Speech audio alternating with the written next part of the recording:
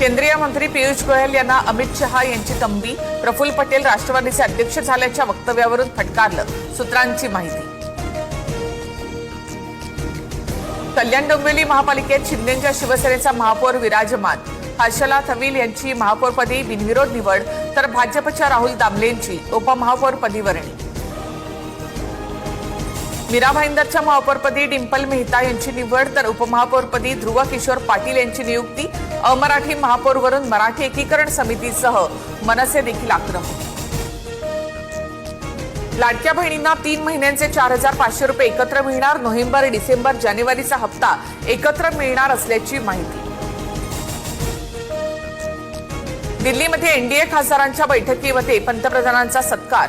अमेरिकेसोबतच्या व्यापार करारानंतर मोदींचा प्रफुल्ल पटेलांच्या हस्ते सत्कार.